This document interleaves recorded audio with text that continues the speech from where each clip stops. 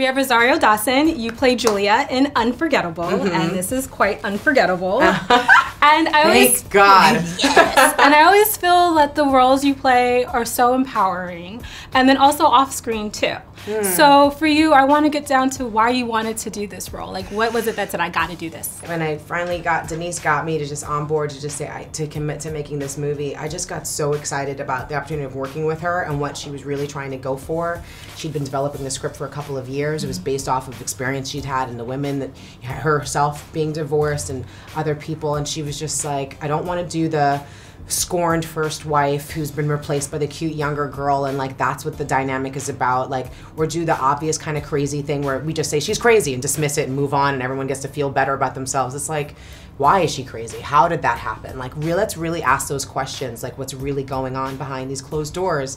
And we put everything on social media, but like, so it's interesting. I won't ask you what's going on with you, but I will Google you later. And speaking of Google and social media, this plays such a big role in this movie. Any advice for women and just people, you know, the comment section can get a little out of control. Do you have any advice on how we can empower and uplift each other? Absolutely. You know, we have no problem dismissing each other, looking at people that we do not know on the street and judging them. Ooh, you don't have no friends. You clearly needed a mirror. What were you thinking? But at the same time, we could be going, she looks incredible. Wow, I hope she has a really great day. And like, just be in that space of uplifting each other. So that when we do see somebody, you know, what I love is like, I remember when Lego Batgirl came out and there was somebody being like, but she's Puerto Rican. The commissioner's daughter is supposed to have like red hair and blah, blah, blah, blah. And people like the internet responded like, oh, right, for voiceovers, I would need her to be an actual police commissioner's daughter in order for me to believe. Like, and people just pushed back like, what are you talking about? Right. And then so to all the races of all the different people who voiced a lot of different characters over the years, I'm like, you clearly don't care, because if you love this, then you didn't know. Like, what that doesn't matter. And I was like, the internet backed me up, you know? So like, let's not always think about the trolls taking over, but the fact that we could also anonymously protect each other and love on each other, and don't let one person's comment take you down, because why give anyone that much power? And speaking of not giving somebody too much power, this past year with the election and everything, it wasn't exactly how we all expected it to pan out. And I know you're co-founder of Vote Latino, and just any words of advice that you would have for people that might feel down and out or might feel apathetic to what's going on, like what can you provide to encourage people? I would say one thing, and I've been hearing, apparently even Oprah was talking about it, a bunch of people, and they're all just taking a bit of a break from the news cycle. Because it's making everybody emotionally just like trigger off. Like, that's not healthy. If you want, I was speaking at PBWC, the women's conference, and it was just like, you know, I almost died last year. I had a ruptured cyst on my ovary and had to take a liter of blood out of my abdomen. And it just like got me in that same place of this movie. Like, I'm trying too hard to be perfect. I'm flying back and forth. I was doing a film. I was working on a couple of shows with Marvel. I was a surrogate for Bernie Sanders, and then I was a delegate for I was like just doing so much stuff, and it almost killed me. And it's like, okay, if I want peace, I need to be peaceful. If I want community, I need to reach out to my community. Like, that's what has to happen. And so it's I think that story of like the idea around put your mask on first before helping others is really, really key. And that's what I would talk to people to do right now. It's mine!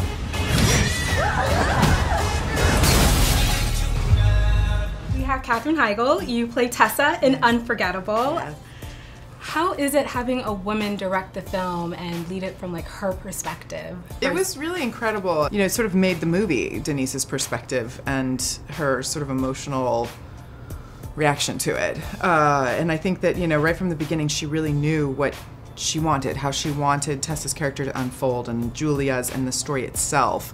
And it was so well thought out and planned. And there's such a blessing as a performer, because then you can walk in and know just what to expect and know what you're doing and see the end game. And as a performer, we're so used to seeing you in these rom-com roles, or it's like the American Girl Next Door, and this time you're still her, but not to a different, but not her. Different kind of girl next door. Yes, exactly. Like the girl next door you don't want to know about. Right. What made you want to take on a role like that? You know, I just found her so fascinating when I read the script. I just found Tessa so intriguing and complicated and juicy, and as an actress that's such a dream role, you know, to get to dive into somebody that is that complicated and to play all those different levels and layers, and you know, that's what keeps it interesting. So I think that just wanting to try something new and play someone totally outside the box and somebody I haven't really played before, and the challenge of it is exciting.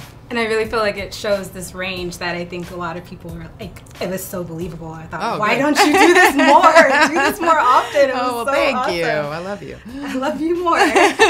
Now, social media plays such a big role in this, like, unlike other thrillers that we're used to seeing. Right.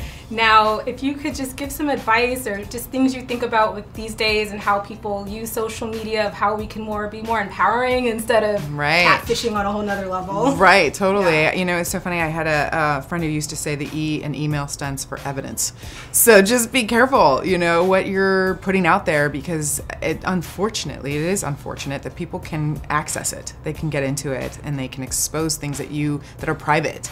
It's like, you know, I don't know. I mean, back in the day when you would write somebody a letter, like there was less opportunity for that exposure than there is now. So it's all about, I think, just being aware and thoughtful of what you're putting out there. Like maybe, you know, just go get yourself a Polaroid camera if you want to do some nudies. Right, just keep it on the super low. Just don't do it on your phone. And my last question for you is just like, you really see when you peel the layers of this film how realistic the scenarios are. You take away the fight scenes and all of that. Was there anything for you that resonated on a personal level or just a relatable level for you? I totally felt like the heartbreak that Tess is experiencing is very relatable, and even her jealousy and her that anxiety and fear that is just always under the surface of who she is, that the perfect facade is crumbling, you know? And I could understand that and have sympathy for it, and I certainly could imagine how hard it would be to have to share a child with your ex-lover's new girl. Like that to me would just break my heart and I would manage it and I would deal with it if I had to, and certainly not make the choices Tessa does. Right. But it would still break, you know, my heart. So I could understand that about her.